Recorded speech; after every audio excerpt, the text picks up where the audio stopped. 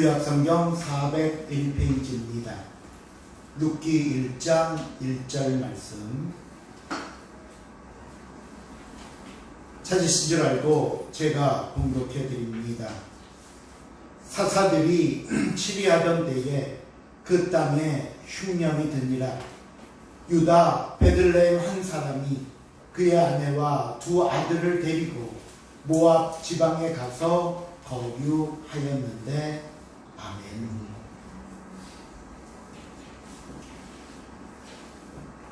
지난 시간에 예고해 드린 대로 오늘부터 주일 오전 예배 시간을 통해 룻기서 말씀을 나누도록 하겠습니다. 우리가 룻기 하면 가장 많이 생각나는 내용이 며느리 룻이 모압에서 남편을 잃고 시어머니인 나오미를 따라 베들레헴으로 가는 모습입니다. 이때 룻이 시어머니에게 하는 유명한 말이 있습니다. 어머니께서 가시는 곳에 나도 가고 어머니께서 머무시는 곳에 나도 머물겠나이다. 어머니의 백성이 나의 백성이 되고 어머니의 하나님이 나의 하나님이 되시리니.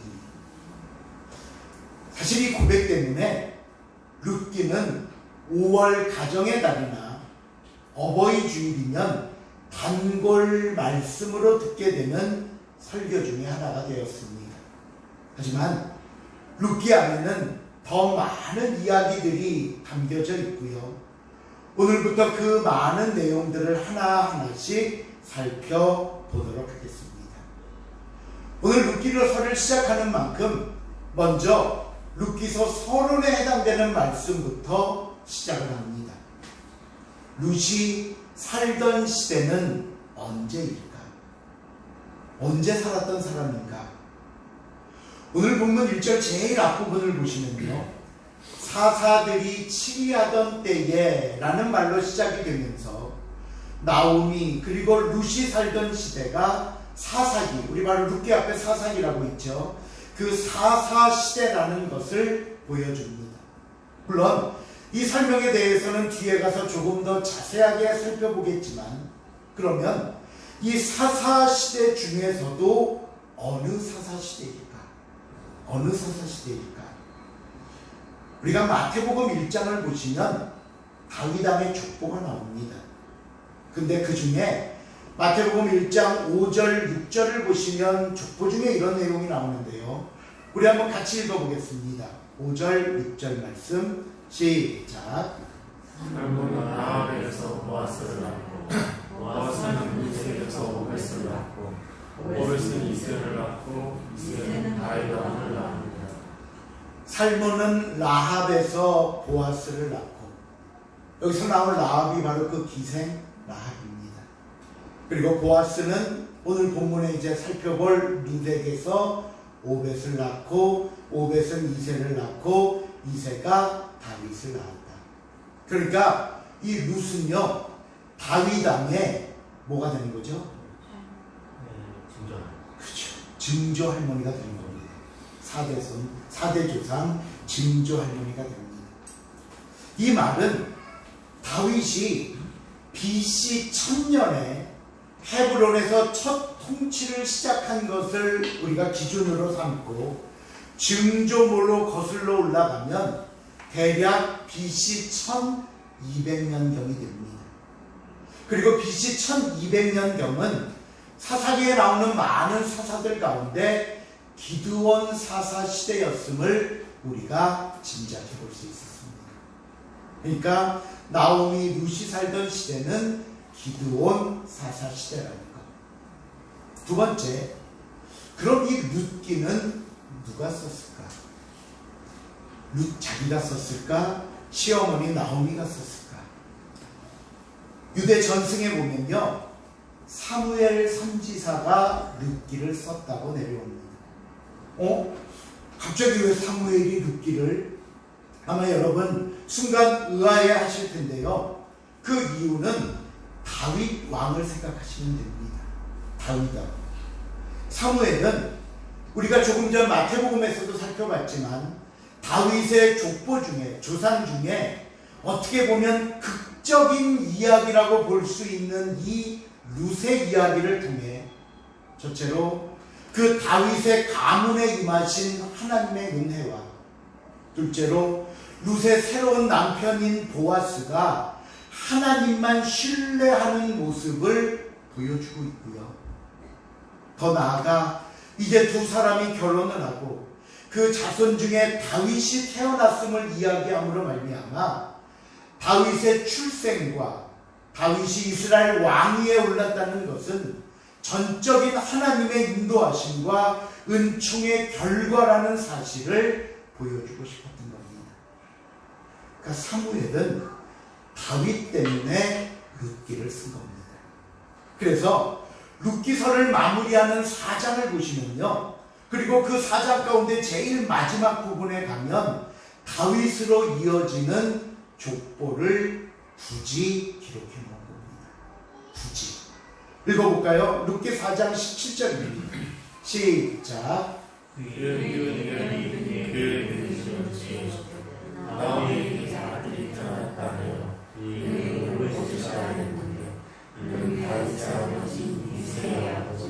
예, 우리는 룻기를 통해서 하나님께서 다윗을 왕으로 기름 부으시기 위해 택한 자임을 보여준과 동시에 두 번째, 당신의 백성을, 이스라엘 백성을, 그리고 오늘 저와 여러분을 언제 어디서 무엇을 하든 끝까지 사랑하시고 다스리시며 돌보시는 신실하신 하나님이라는 사실을 룻기는 우리에게 가르쳐주고 있습니다. 이게 룻기서의 주제입니다. 자, 그럼 이제 본문으로 들어갑니다. 앞에서도 잠깐 말씀드렸지만 이 룻기의 시작은 시대적 배경으로부터 시작됩니다. 우리 본문 룻기서 1장 1절 다 같이 한번 읽어보겠습니다. 시작. 사사들이 치리하던 때 그 땅에 흉년이 일어나 유다 베들레헴의 한 사람이 내 아내와 두 아들을 데리고 모압 지방에 가서 거류하였는데, 이 1절 안에는요, 우리가 앞으로 룻기를 살펴볼 때 필요한 많은 정보들을 가지고 있습니다. 첫째, 룻은 사사들이 치리하던 시대에 살았습니다. 우리는 앞에서 이 설명을 통해서 사사시대 중에서도 기드온 시대가 아니었겠는가 생각을 해보았지만, 이 사사가 치리하던 시대라는 말이 가지고 있는 더 중요한 내용이 있습니다. 그것은 사사시대 이스라엘의 모습이 어떠했는가를 보라는 겁니다. 여러분, 사사시대를 사는 백성들에게는요, 삶과 영적인 흐름, 순환이 있었습니다. 사이클이 있었어요. 그 사이클이 뭐냐면요, 첫째로 이스라엘 백성들이 범죄합니다. 하나 더 쳐줘요. 네. 그거 애니메이션 걸어놔갖고 범죄합니다. 그러면 두 번째로 하나님이 뭐 하실까요? 하나님이 심판하십니다. 심판하시죠. 범죄하면 심판하잖아요. 그럼 세 번째로 백성들이 이제 뭐 해야 될까요? 그렇죠. 하나님 앞에 심판을 못 이겨서는 결국에는 잘못했다고 살려달라고 애원합니다. 애원해요. 살려주십시오. 잘못했습니다. 그러면 네 번째, 사사를 통해 이스라엘을 고통에서 건져주시고 구원해 주십니다. 이게 한 사이클이에요. 범죄하고 심판하고 회개하고 구원하고. 그러면 이제 또 구원받고 살만해지니까 또 뭐 할까요? 또 범죄하고 또 심판하시고 또 회개하고 또 구원하고. 그리고 나서 요 또 뒤에 그 다음에 나오는 내용은 또 뭐가 될까요?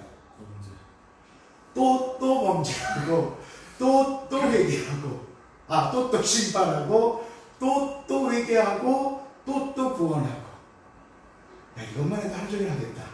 그 다음에 또 또가 한 3번 나오겠죠? 이거예요. 예. 이런 모습이 끊임없이 반복됐던 시기가 사사시대예요. 그래서 이 사사시대를 가장 잘 표현했던 말이 사사기 제일 마지막에 나옵니다. 사사기 21장 25절 말씀. 다 같이 읽어봅니다. 시작.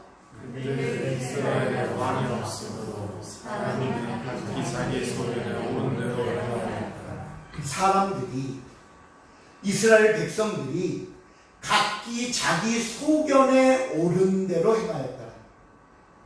하나님의 말씀이 있고 하나님의 마음이나 하나님의 판단이 기준이 아니라 오직 자신들의 생각, 오직 자신들의 방법이 기준이었습니다. 그러니 내가 그렇게 하고 싶다면 그렇게 하는 것이었고요. 내가 좋으면 그만이었습니다. 내가 좋으면 그만이었어요. 그렇다면 이런 시대를 사는 나오미는 어땠어요? 이 사사시대를 사는 나오미는 어떠했겠는가 하는 얘기입니다. 다시 1절로 돌아가 보면 나오미 집안에 큰 시련이 왔음을 암시하는 말씀이 나옵니다. 그게 뭐였냐면요, 그 땅에 흉년이 드니라. 흉년이 드니라. 가뭄으로 인해 흉년은 우리가 사는데 가장 중요한 문제인 먹는 문제, 그리고 생명을 유지하는 문제에 치명타를 안겨줍니다. 그렇잖아요. 흉년이 들면 먹을 게 없고 먹을 게 없으면 살기 힘듭니다. 그렇다면 이 상황에서 사람들이 각기 자신의 소견대로 옳은 대로, 소견에 옳은 대로 행한다면 어떻게 할까요? 떠나는 겁니다. 떠나요. 먹을 것을 찾아 떠납니다. 먹을 것이 풍부한 곳을 따라 갑니다. 물론 이것은 어려운 상황에서 당연한 것이라 생각할 수 있을 겁니다. 하지만 오늘 본문이 저와 여러분에게 가르쳐 주시는 첫 번째 교훈은요, 떠나지 말았어야 했다는 겁니다. 떠나지 말았어야 했다. 비록 흉년이 오고 그로 인해 극심한 환난과 고난이 다가오지만 그래도 하나님이 주신 땅을 버려서는 안 된다는 말씀입니다. 그런데 이 나오미 가족들은 자신들이 머물러 있어야 할 것, 끝까지 지켜야 할 것들을 지키지 못하고 훌쩍 떠나버립니다. 그러면서 나름대로 자신들의 판단이 현명하다고 여겼을 수도 있습니다. 오히려 흉년에도 끝까지 남아있는 사람들을 보면서 저렇게 어리석고 바보처럼 살면 어떡하나 흉을 볼 수도 있을 겁니다. 하지만요, 우리가 어떤 일이라는 것은요, 어떤 한순간의 과정이나 당장 내 앞에 어떤 결과가 있는가로 판단되지 않습니다. 어떤 일은 멀리 봐야 하고요, 오래 봐야 할 때도 있습니다. 또 어떤 일은 단순히 내 앞에 보이는 겉모습이 아니라 진실된 내면을 들여다봐야 할 때도 있는 겁니다. 그 한 예가 아브라함의 조카 롯이 재산 문제로 아브라함과 갈라지면서 새로운 정착지를 찾을 때 모습입니다. 이때 롯은 소돔과 고모라를 택합니다. 그러면서 롯이 소돔과 고모라를 택한 이유가 성경에 나오는데요, 창세기 13장 10절입니다. 읽어볼까요? 창세기 13장 10절 말씀 시작.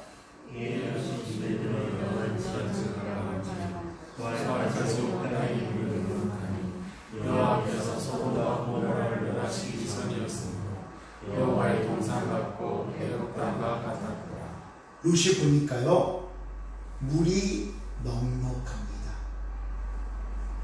사막지대에서 물이 넉넉하다는 것은 더할 나위 없는 축복입니다.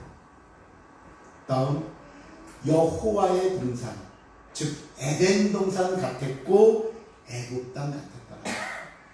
그러면 이런 땅은 선택 안 하는 것이 바보입니다. 누구든지 보면 선택합니다. 그런데 중요한 건요, 그 땅의 내면의 모습을 보지 못했다는 거예요. 소돔과 고모라에 대한 또 한 설명이 거기 들어있죠. 뭐라고요? 여호와께서 소돔과 고모라를 멸하시기 전이었습니다. 그 땅은 하나님께서 멸하시기로 이미 작정하신 땅입니다. 죄악의 땅입니다. 하나님의 자녀가 들어가서는 안 되는 땅이고 머물러서도 안 되는 땅입니다. 그런데 롯은 겉모습만 봤습니다. 일반적인 사람들의 기준으로 관찰했습니다. 당장 나에게 주는 만족, 당장 나에게 주는 쾌락, 당장 내가 얻을 수 있는 풍부함에만 마음을 빼앗기고는 하나님이 심판하실 소돔과 고모라를 선택했다는 겁니다. 오늘 나오미의 가족도 그랬습니다. 흉년은 당연히 어려움입니다. 가장의 입장에서 혼자의 몸도 아니고 가족들을 거느리고 살아야 하기에는 참 많이 부족한 현실입니다. 하지만 하나님의 마음으로 선택했어야 했습니다. 하나님의 눈으로 봐야만 했습니다. 당장의 고난만을 피할 목적이 아니라 이 고난 속에 하나님의 뜻이 무엇인지, 하나님의 교훈과 가르침이 무엇인지, 이 고난과 어려움 속에서 내가 무엇을 깨닫고 무엇을 감당해야 할지 하나님 앞에 물어야만 했습니다. 하지만 나오미 가족은 사사시대 사람들이 그랬던 것처럼 각자 자신의 소견에 좋은 대로 생각하고 판단하고 행동했던 겁니다. 그 결과 가족들은 모압으로 이민을 갑니다. 아마 처음에는요, 잠깐 가서 흉년만 피하자는 생각으로 갔을 수도 있습니다. 그 기간이 오래 걸리지는 않을 것이라는 생각으로 떠나기도 했을 겁니다. 그런데요, 성경은 이들이 모압에 들어갔을 때부터 거주하는 모습이 단계별로 어떻게 변화되는지를 우리에게 설명하는데요. 잘 보세요. 1절에는 모압 땅에 거류하였다고 나옵니다. 거류하였다. 잠시 머물게 되었다. 다음 2절에 가서는요, 거기 살더니라고 나옵니다. 4절 제일 마지막에 보니까요, 그들이 거기 거주한 지 몇 년? 10년쯤에. 이 표현들이 무엇을 가리킨다고 생각되십니까? 처음에는 잠깐이라는 생각으로 시작했던 일들이 쉽게 우리를 놔주지 않습니다. 곧 떠날 거야. 언제든지 떠날 준비도 돼 있어. 알아. 잘못인 것도 알고 죄인 줄도 알아. 하지만 흉년인데 어떡해. 잠시 머물다 가면 되지 라고 말하지만 실제 떠나기까지는, 실제 버리고 벗어나기까지는 이미 우리는 그곳에 이미 익숙해져 버렸고 자리 잡고 눌러앉아 버렸습니다. 솔직히 말씀드리면요, 이제는 떠나기 싫습니다.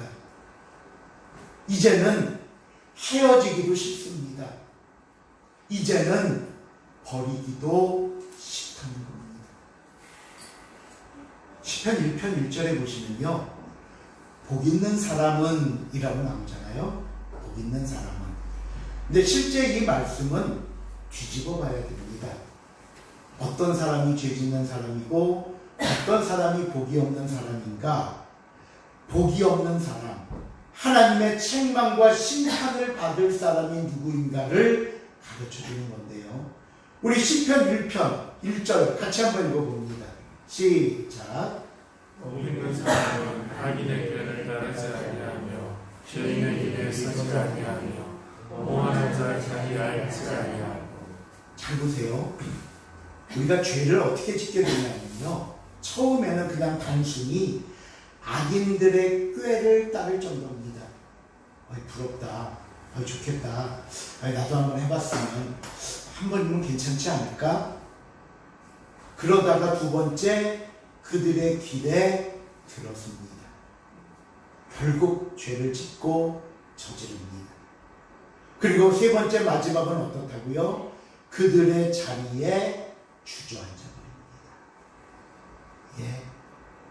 이 시간 사랑하는 성도 여러분, 죄에서 벗어나는 일은 하루라도, 한 시간이라도, 1분 1초라도 빠르면 빠를수록 좋습니다. 잠시라고 생각하지 마십시오. 잠시 머물 뿐입니다. 잠시만요. 아니요. 조금만 더라고 이야기하지 마십시오. 지금을 놓치면 우리는 그 하루하루의 시간만큼 더 깊은 죄 속에 빠져들게 되고요. 그러면 그만큼 하나님과 멀어집니다. 또 그만큼 심판에 가까워진다는 사실을 여러분 잊지 마시기 바랍니다. 나오미 가족들은 이 부분에 실패한 겁니다. 자신을 지키며 베들레헴에 머물고 있지 못했고 모압으로 가서 주저앉아버렸습니다. 이것이 잘못이라는 증거를 하나님이 보여줍니다. 오늘 본문 3절입니다. 3절 말씀 시작. 나오미의 남편 엘리멜렉이 죽고 나오미와 그의 두 아들이 남았으며. 아마 이 이민의 주도권은 나오미가 아니라 그의 남편인 엘리멜렉에게 있었을 겁니다. 남편이 가자, 그러니 부인과 두 아들은 따라가야지. 가장으로서 부인과 자녀들을 데리고 조금 더 살기 편한 모압으로 간 겁니다. 그런데 그 결과 하나님께서 엘리멜렉을 데려가십니다. 그리고 그 다음에 나오는 설명을 주목하십시오. 나오미와 그의 두 아들만 남았습니다. 나오미와 그의 두 아들만 남았습니다. 하나님께서는요, 심판과 징계로 나오미에게서 걷어가시는 걸 말씀하시면서, 걷어가신 게 뭐였죠? 남편 엘리멜렉. 다른 한편으로는 이제 너에게 남은 것이 무엇인가를 놓치지 말고 보라고 하십니다. 왜 뭐가 남았는가가 중요한가 하면요, 심판이 계속된다면 점점 남는 거 없이 더 없어질 것이기 때문에. 그 다음 볼까요? 나오미는 그곳에서 비록 남편은 잃었지만 남은 두 아들을 결혼시킵니다. 수적으로 보면 며느리까지 얻었으니 더 많아졌습니다. 남편을 잃기는 했지만 두 아들을 결혼시켰고 며느리들과 함께 나름 행복한 시간을 보내고 있는 것으로 생각됩니다. 그런데 오늘 하나님의 말씀은 여기서 끝나지 않았습니다. 본문 4절 5절입니다. 시작. 하나이도 몰라요. 하나이도 모르시다. 이들이 거기서 거절한 지신이 있으니 말로가 길은 두 사람이 다 죽고 그 여인은 두 아들과 남편에게 남았다. 그들이 그곳에 거주한 지 10년쯤에.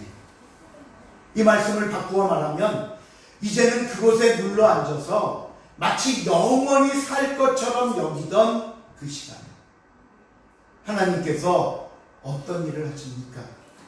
나오미의 두 아들 말론과 기련을 다 죽이십니다. 잘 보십시오. 머물려고 하면 데려가십니다. 눌러 앉으려고 하면 거두어 가십니다. 처음에는 남편을 잃고 두 아들과 함께 남아있던 나오미였는데 이번에는 뭐라고 말씀합니까? 두 아들과 남편 뒤에 남았더라. 남편 먼저 앞서 보내고 두 아들 먼저 떠나보낸 뒤에 그 뒤에 나오미 혼자만 남았더라. 제가 앞에서 나오미에게 무엇이 남는가를 보라고 말씀드렸죠. 예, 이제 나오미 자신 혼자만 남게 되었습니다. 왜 이런 결과가 되었다고요? 하나님이 허락하신 약속의 땅을 떠났기 때문입니다. 자신들의 소견이나 자신들의 생각만을 앞세워 하나님이 미워하는 일을 했기 때문입니다. 혹시 오늘 이 말씀을 듣는 여러분 중에 아무렴 그래서 죽였을까? 그냥 우연의 일치나 아니면 괜히 죽은 결과만 놓고 그렇게 짜맞추는 거 아닙니까? 혹시 생각되십니까? 그런데 아니에요. 저 본문 뒤에 13절을 보시면요, 나오미가 며느리들에게 말하던 중에 스스로 고백하는 말이 있습니다. 나오미가 이렇게 말합니다. 여호와의 손이 나를 치셨습니다. 하나님이 나를 때리셨기에, 심판하셨기에 남편 잃고 두 아들마저 잃었다. 여러분, 하나님의 징계가 분명합니다. 왜요? 첫째는 하나님이 주신 것, 하나님이 지키라고 하신 것을 지키지 못했기 때문이고, 둘째는 죄악에 머물면서도 떠날 줄 모르고 눌러앉아 버렸기 때문입니다. 이 시간 사랑하는 성도 여러분, 한순간 행복했던 모습이 갑자기 극심한 비극에 사로잡혔습니다. 그저 흉년만 피하자고 했던 행동이 10년의 시간을 머물며 죄에 넘어졌습니다. 그리고는 이제 아무것도 남은 것 없이 나오미 혼자만 남게 된 것입니다. 오늘 저와 여러분에게 룻기를 통해 주시는 하나님의 말씀은요, 이와 같이 하지 말라는 겁니다. 사사시대 사람들처럼, 오늘 이 시대 사람들처럼 내 생각, 내 방법, 내 소견에 옳다고 여겨지는 대로 행동하지 말라는 겁니다. 이제 저와 여러분에게 남은 것이 뭡니까? 한번 생각해 보세요. 무엇을 하나님께 더 빼앗기고 나서야 알았다고, 잘못했다고, 다시는 안 그러겠다고 회개하시겠습니까? 여러분, 하나님을 떠나지 마십시오. 힘들수록 어려울수록 더 붙잡고 의지할 분은 하나님뿐이라는 사실을 다시 한번 깨닫고, 하나님이 허락하신 곳에서 하나님이 함께 하라고 하신 귀한 사람들과 함께 복되고 귀한 삶을 보낼 수 있기를 주님의 이름으로 축원을 드립니다. 기도하시겠습니다. 하나님, 오늘도 우리는 그저 내 소견에 좋은 대로만 행합니다. 이것이 죄인 줄, 아니 때로는 알면서도 하나님을 피할 수 있으리라, 하나님을 숨길 수 있으리라 생각하며 점점 죄에 무뎌져가는 우리의 삶을 주님 앞에 봅니다. 하나님, 용서하여 주시고 걷어가시기 전에, 데려가시기 전에, 빼앗으시기 전에 우리가 다시 한번 하나님 앞에 자신을 돌아볼 줄 아는 삶이 되게 하여 주시옵소서. 감사드리오며 예수님의 이름으로 기도하옵나이다. 아멘.